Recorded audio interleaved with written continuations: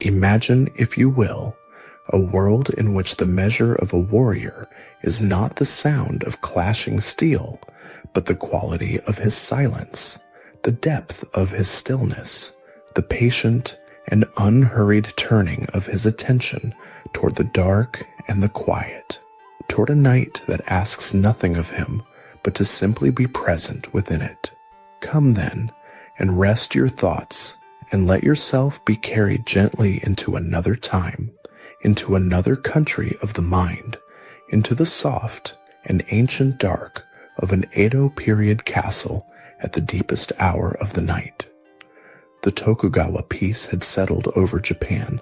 like a slow and heavy snowfall, gradual and layered and complete,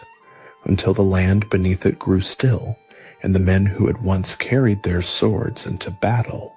found themselves carrying them instead through corridors of wood and stone, through offices and ceremonial halls, through the careful, ordered rhythms of an age that had forgotten the sound of armies and remembered instead the sound of ink brushed across paper, of water poured from one vessel into another, of a single bell dissolving into the evening air. For more than 200 years, since the Tokugawa shogunate had drawn its great and steady breath around 1603, the samurai had been reshaping themselves, quietly and without ceremony, into administrators, into scholars, into guardians of order and protocol, cultivated retainers living within stipend and rank, and the complex, evolving sense of duty that some called Bushido, though that word meant different things to different men in different domains, shaped by Confucian teaching and Buddhist tradition, and a thread of Zen-inflected stillness that wound through many samurai arts, through tea and calligraphy and the slow, meditative practice of simply paying attention. And it is one such man we have come to find tonight, a man of middling rank, a retainer bound by duty and by custom to the castle precinct, who has taken the night watch, as samurai in his position sometimes did, in a guardhouse within the orderly compound of the castle grounds, where the Honmaru, the inner circle of authority and architecture, rests in its own kind of sleep, attended but undisturbed. He settles himself into the guardhouse now, into the low and amber glow of an andon lantern, that small, paper-sided light that breathes its warmth onto the wooden beams above him and onto the smooth, silk-worn surface of the floor, casting everything it touches in the color of old honey and quieter gold. The tatami beneath him holds its scent, clean and faintly green and dry, like a field remembered in winter, and the air around him is threaded with the smell of the wood itself, of cedar and pine gone soft with age, and something cooler moving through it, a breath from outside where the rain has begun to fall, so softly, so tentatively, as if it, too, is mindful of the sleeping world beneath it, touching the stone pathway outside the guardhouse with the lightest of sounds, a sound like whispered syllables, like the turning of a page. He breathes, this lone samurai, and the night breathes with him. Beyond the gates, the castle town has already surrendered itself to darkness and to curfew, its neighborhoods folded closed like paper, so shutters drawn, lanterns dimmed, the streets empty of the merchants and the craftsmen and the quiet, ordinary lives that fill them in daylight. Only the most distant of sounds drifts in across the stone walls and the garden paths and the wooden corridors, something like the soft, faraway toll of a bell measuring the hour, absorbed by the mist before it fully arrives, and the occasional drip of water from a roof's edge into the garden below, rhythmic and unhurried, like the world keeping count of something it alone understands. He does not need to move yet, this samurai, does not need to patrol or speak or demonstrate his presence to anyone, for the castle around him is orderly and at peace, and his duty on a night such as this is not the duty of urgency, but the deeper, quieter duty of watchfulness, of the kind that asks a man to hold his attention gently open, like a hand held out to feel the direction of a wind, present and ready and still. And there is something in this, something that the more reflective among his kind had written about and spoken of in the hushed rooms of tea houses and in the margins of philosophical texts, the understanding that a man could serve not only through action, but through the quality of his awareness, through the clear and undisturbed calm with which he received the world around him. This was not laziness, not inattention, but a form of readiness that required, perhaps, more discipline than movement, the discipline of the mind turned inward and outward at once, the discipline of the heart held steady within the long, slow hours of the dark. The lantern flame shivers just once, as the rain outside gathers itself into something slightly more than a murmur, and the stone beyond the door catches the sound and holds it, and the wood of the guardhouse ticks and settles around him, and the scent of tatami rises again, gentle and familiar, and the samurai lets his gaze soften against the grain of the wooden floor before him. The night has only just begun, and it is long, and it is quiet, and within that quiet there is everything that needs to be. He breathes, and the rain falls, and the lantern holds its small, warm circle of light against the dark, and the castle sleeps on, and the watch, soft and unhurried and ancient, the watch begins.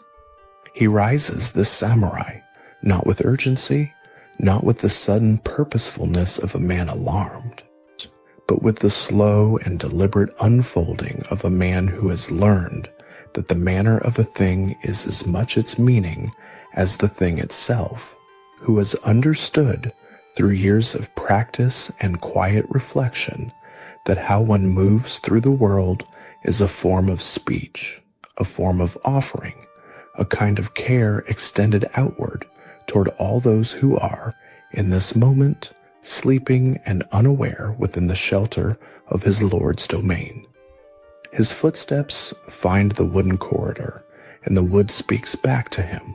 a low, soft creaking, like the voice of an old tree remembering the forest it once was, and he moves through this sound as through a familiar conversation, unhurried, receptive, his breath steady, and his posture gathered, shoulders settled, spine gently upright, the way a reed stands in still water, holding its own form without rigidity, subbending only with the wind when the wind arrives. The corridor stretches before him in the amber-edged dark. The paper shoji screens along its length, glowing faintly where the moonlight presses against them from outside, soft and diffuse and silver, like light heard rather than seen, and the shadows between the screens are deep and velvet and entirely unhurried, pooled in the corners and beneath the low ceiling beams, with the comfortable permanence of things that belong where they are. He passes the first gate, pausing as is customary, his gaze moving over the stone and timber and the darkness beyond, not searching for threat, for there is none on a night such as this, but attending as one attends to a sleeping child, with the particular quality of presence that asks nothing except to be there, to bear witness, to hold the space of safety with the quiet authority of a person who has chosen, again and again, to be responsible. This was what the long Tokugawa peace had made of men like him, and it was not a lesser thing than what had come before, though perhaps his distant ancestors would have understood it differently. The battlefield had receded into history, into the pages of chronicles and the stories told in certain ceremonial contexts, and in its place had grown something else, something more patient and more intricate, a life organized around attendance and protocol and the careful stewardship of order,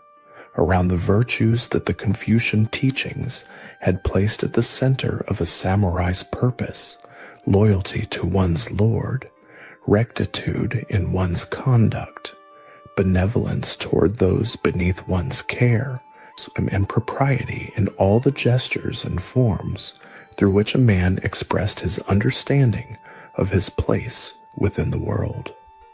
These were not rigid commandments handed down in a single text, not a fixed and universal code that every samurai of every domain and every generation had sworn himself to in identical words, for the ideals that some would later call Bushido were more like a slow river than a carved stone, shaped by many tributaries, by Neo-Confucian thought, and by the Buddhist understanding of mortality's nearness, and by threads of Zen-inflected awareness that ran through the practice of tea and calligraphy and swordsmanship alike,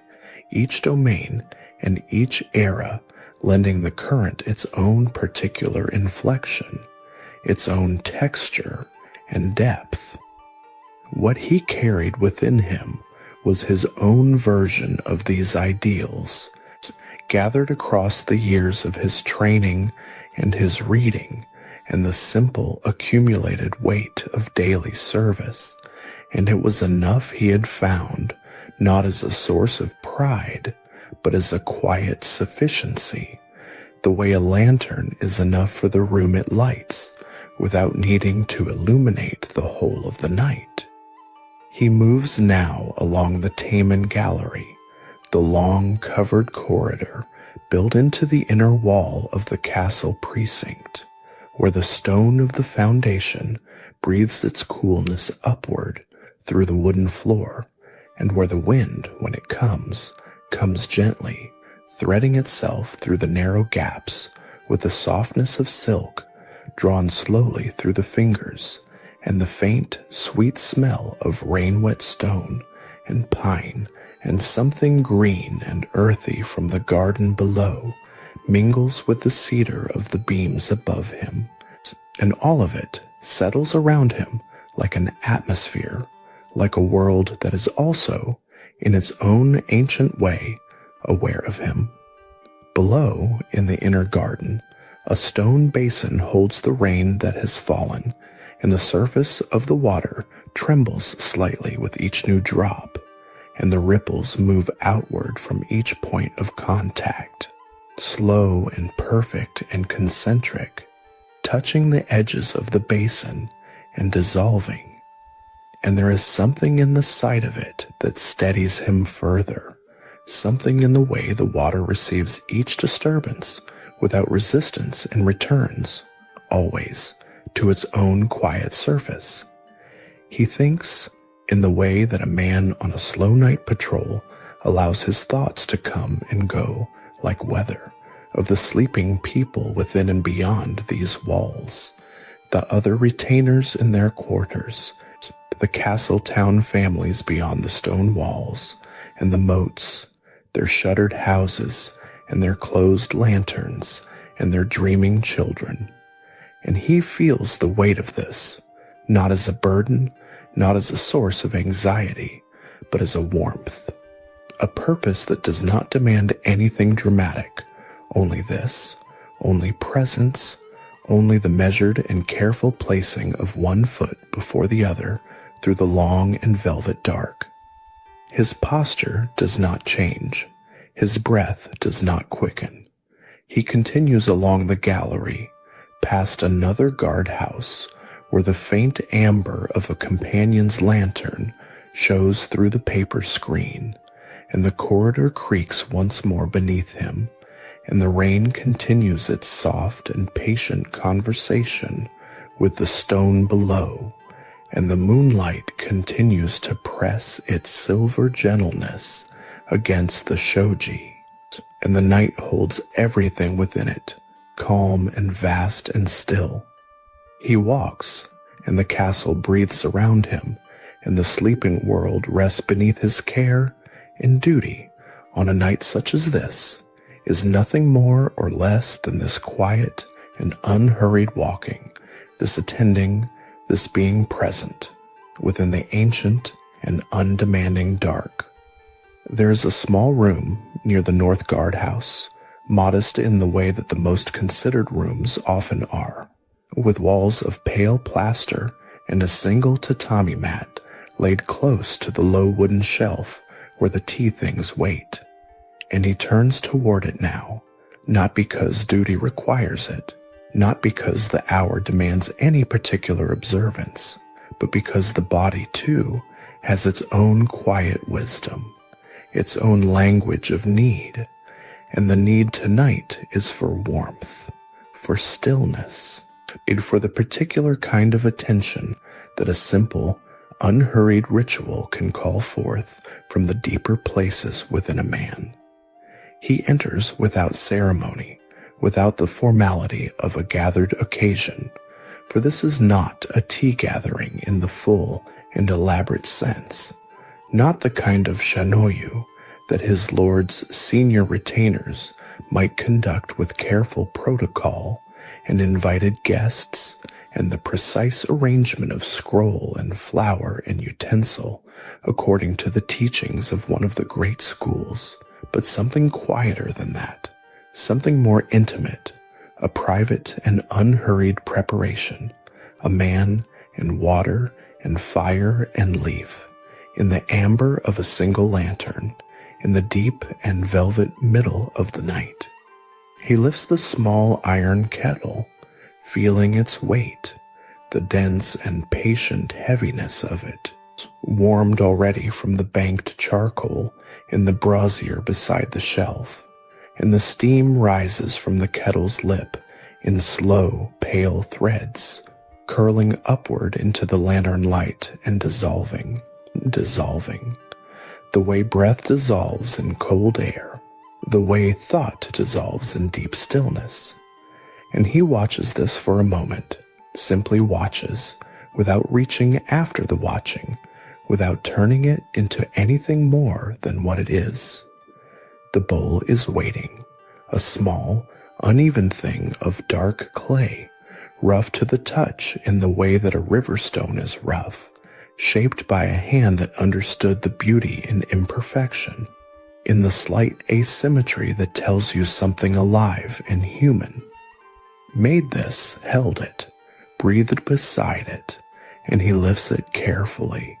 the way one lifts anything that carries within its ordinariness a kind of quiet dignity,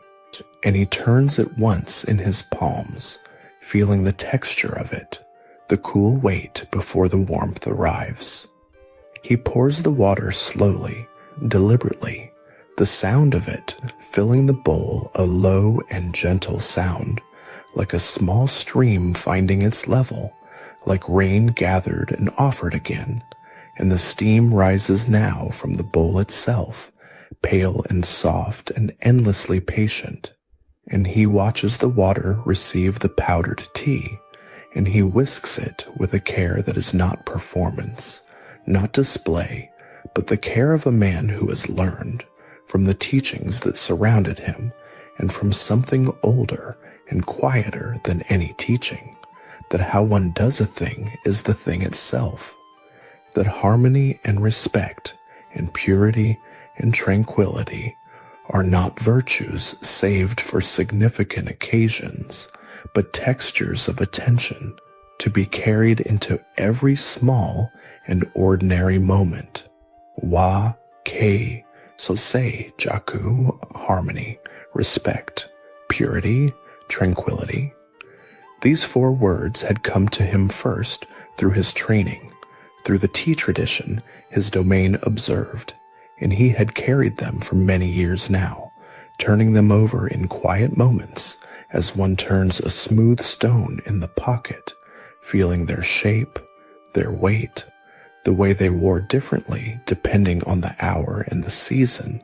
and the particular quality of one's own attention. They were not, he understood, exclusively the property of any single school of thought, not purely the gift of Zen, though Zen's breath was in them, nor purely Confucian, though the Confucian insistence on propriety and on the cultivation of character lived in them also, not Buddhist in the narrowest sense, though the Buddhist awareness of impermanence gave them their particular tenderness, their particular gratitude for the thing as it is, right now, before it changes, before it passes, before the steam dissolves and the warmth fades from the bowl. He drinks slowly, the warmth of it spreading through him like a tide coming in, gentle and inevitable, and the lantern holds its amber stillness around him, and the room is quiet, and the castle is quiet, and somewhere beyond the plaster wall the rain continues, soft and distant, its voice a presence rather than a sound. When the bowl is empty, he holds it a moment longer, feeling the warmth remaining in the clay, and then he sets it down with the same care with which he lifted it, and he turns without haste toward the low shelf where the writing things wait, the inkstone smooth and dark, the brush resting in its holder like a bird settled on a branch, the paper folded and pale in the lantern light, and he draws the paper toward him and uncaps the ink, and the smell of it rises, dark and faintly earthy, the smell of groundstone and water and something ancient, the smell of all the words that have ever been written and all the words that have not yet found their form. He prepares the ink with slow circular movements, the grinding stone steady and rhythmic, the sound of it a soft and repetitive murmur, almost like breath, almost like water, almost like the sound the night makes when everything else has gone quiet, and you are still enough to hear it. And then the brush, held lightly, the way one holds attention itself, firmly enough to guide it, loosely enough to allow it to move as it needs to move, and he copies, in the careful and unhurried hand of a man who has practiced this for many years, a few lines from a passage he has carried long in memory, something he had encountered in his reading of the old texts, a quiet reflection on the nature of a single day, on the importance of meeting each moment with fullness and with gratitude, words shaped first by a mind much older than his own, reaching across the years with the patient certainty of ink on paper, of brush on the surface of the present moment. The strokes come one after another, each one complete in itself, each one a small act of presence, of respect for the word and the thought and the lamplit silence in which both are received, and the writing is not hurried, and the writing is not careless, and the writing is its own form of walking, its own form of patrol, its own form of the care that holds the sleeping world in safety through the long and breathing dark. He sets the brush down when he is finished, and he reads the lines once, quietly to himself, and the lantern holds its amber light around the page, and the steam has long since dissolved, and the warmth in the bowl has gentled into something cooler, and the room is exactly as it was, simple and modest and entirely sufficient, and he remains within it for another breath, and another, and another, receiving the stillness the way the stone basin in the garden below receives the rain, openly, without resistance, without asking the rain to be anything other than what it already is. He rises, eventually, from the small room with its amber lantern and its ink-dark stillness, and he moves through the covered corridor toward the garden door,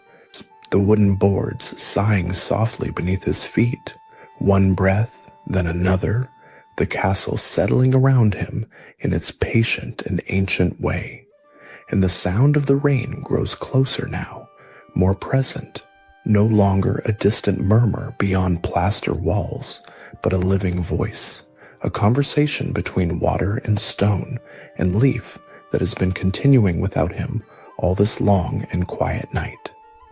He steps beneath the wooden eaves at the garden's edge, and the rain comes to him first as scent, cool and green and faintly mineral.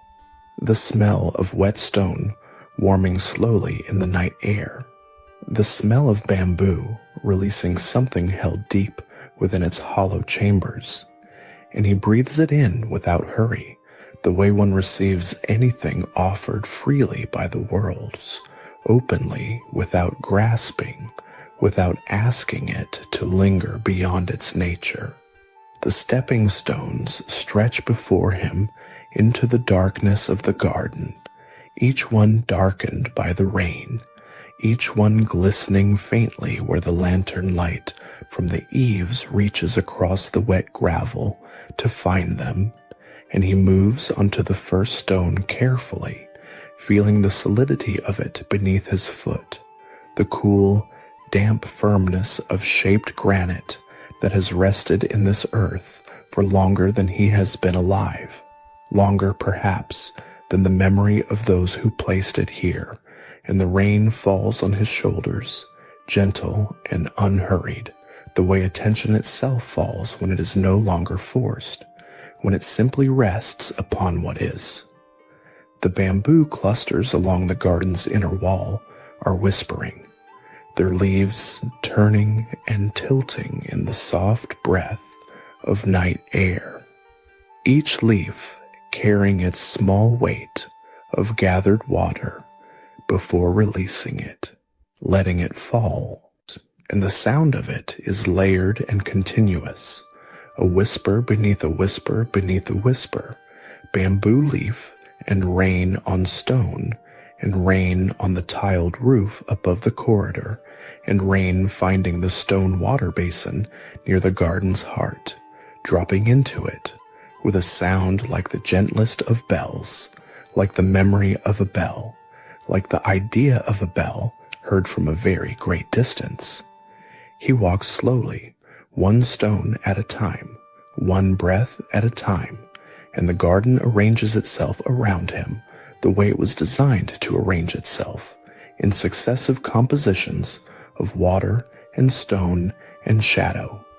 The carefully placed rocks emerging from the wet gravel like islands from a darkened sea. The small stone lantern at the path's turning, holding its pale and patient light inside its carved enclosure. The flame sheltered from the rain by its stone hood, burning in the wet night with a steadiness that seems, in this hour, less like a quality of fire and more like a quality of intention. Beyond the garden wall, the town sleeps, shuttered and still, its wooden homes dark and close against the rain, and he is aware of it as one is aware of breath, as a presence that does not need to announce itself to be felt. The weight of all that sleep in life, the children and the merchants and the craftsmen and the old women who remember other seasons, all of them folded now into the night's soft keeping, and somewhere beyond the outermost rooftops, the river moves, its voice low and continuous, carrying the rain southward into a darkness he cannot see from here, and once, carried faintly on the wet air, the sound of a temple bell from somewhere in the sleeping town, one low and resonant tone, dissolving before it fully arrives, dissolving the way the steam dissolved above the tea bowl, the way all things dissolve when they have said what they came to say. The rain falls on the stone, and the bamboo whispers, and he stands for a moment beside the stone water basin, the tsukubai, watching the rain strike its surface in small, quiet rings that widen and cross and disappear, and each ring is a thing complete in itself, present and then past, and the water that holds the ring is unchanged, patient and dark, and still again in the moment after, the way the mind is still again in the moment after a thought has finished moving through it, and he thinks, without forcing the thought, without holding it tightly, that this is perhaps what impermanence feels like when one stops resisting it, when one simply watches the ring widen and dissolve and trusts the stillness that remains. The bamboo whispers, and the rain falls on the stone, and the town sleeps beyond the wall, and the river carries the night southward, and he breathes. He continues along the path, his feet finding each stepping stone with the quiet certainty of a man who has walked carefully in the dark long enough to trust his own steadiness, and the garden turns gently around him, offering stone and water and bamboo and the low amber of the stone lantern's sheltered flame. And he receives each of these without commentary, without the need to name what they are to him, only aware of them, only present with them, the rain on his shoulders, the wet stone beneath his foot,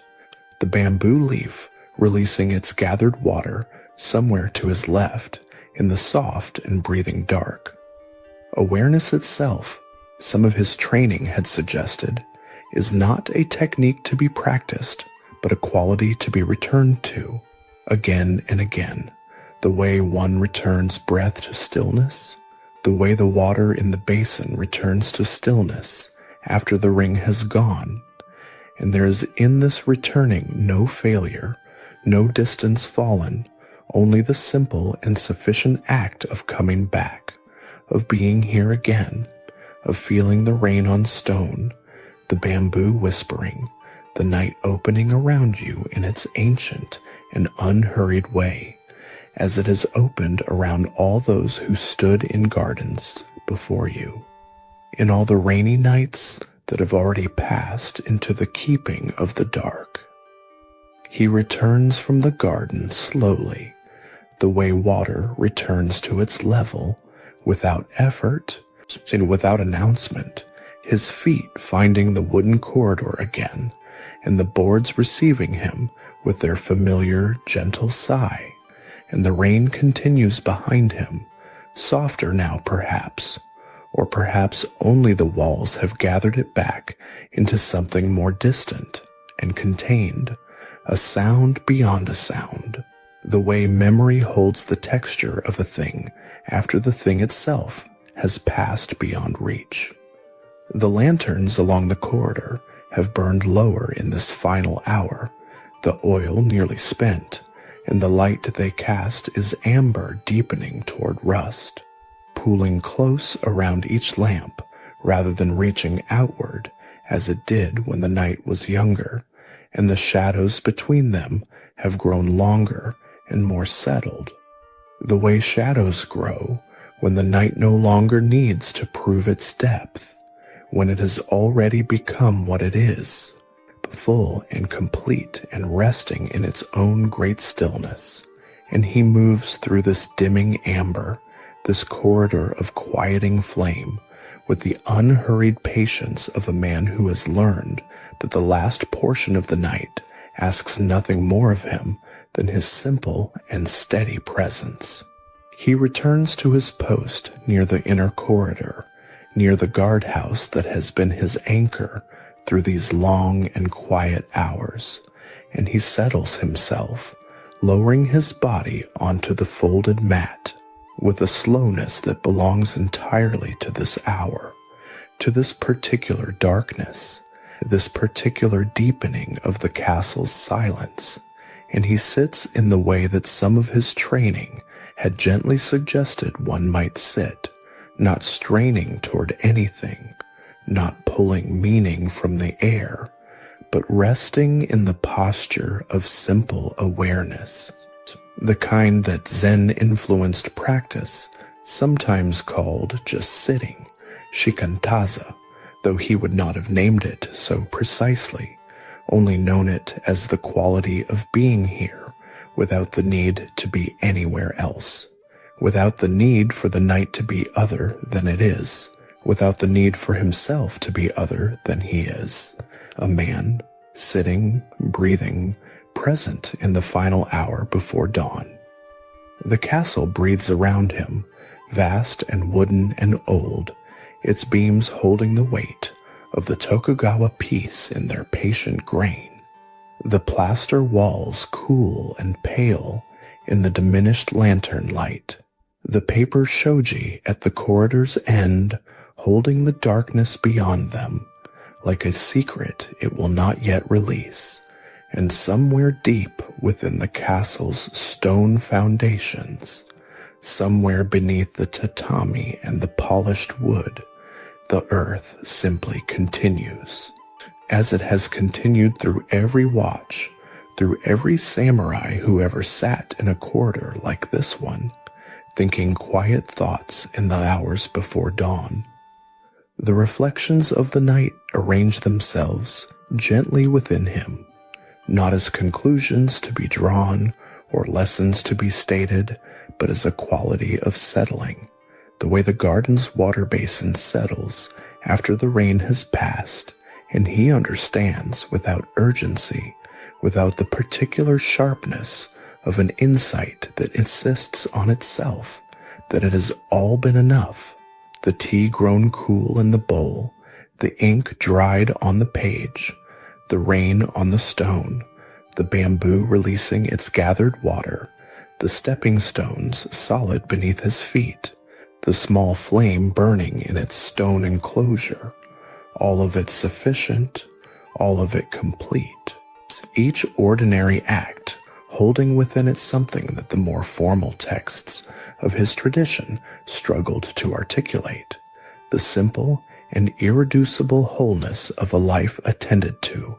of duty carried not as a burden, but as a kind of devotion to the ordinary, to the continuity of quiet service that the long Tokugawa peace had made possible for men like him, men whose swords rested in their fittings, not from weakness, but from the deep understanding that strength in this era, in this castle, in this corridor, was expressed most truly in steadiness, in calm, in the willingness to sit through the darkest hour and feel it soften without reaching for what comes after. Mortality moves through his awareness the way the temple bell's tone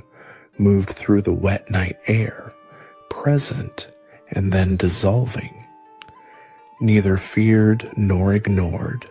and only acknowledged with the quiet respect one offers to a truth that does not require elaboration.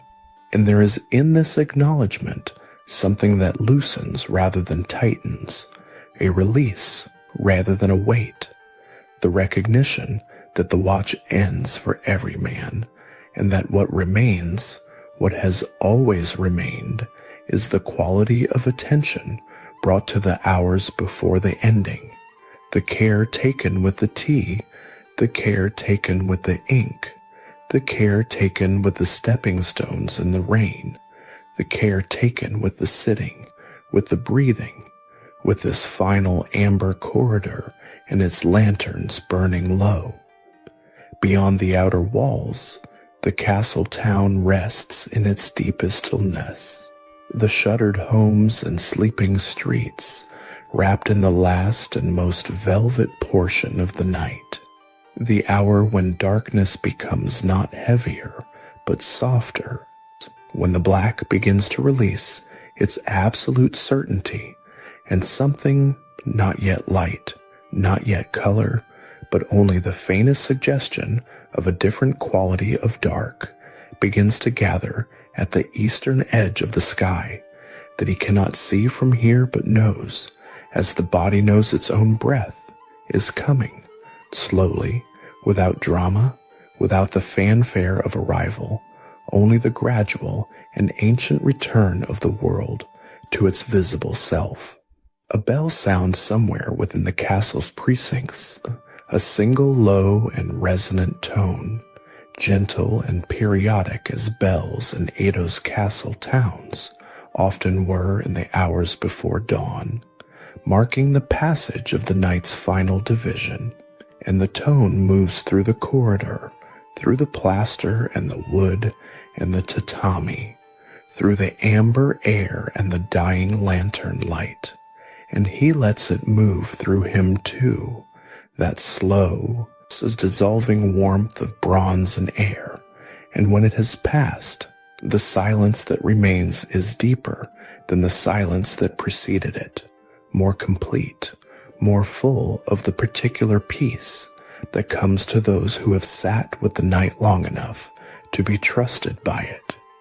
He breathes, and the lanterns burn lower, and the darkness beyond the shoji holds its last soft secret, and the dawn that is coming will come in its own time, unhurried and sufficient, the way all things come when one has stopped insisting on their arrival, and he simply sits and breathes and is here, in this corridor, in this castle, in this long and patient night that has given him everything it had to give, quietly, without ceremony, the way all the best things are given. If this journey through the feudal night has brought you some measure of stillness, some rest within the dark, perhaps you might stay close and let there be more nights like this one, more lanterns, more rain on stone, more corridors and gardens, and the velvet quiet of a sleeping world, waiting for you whenever you return.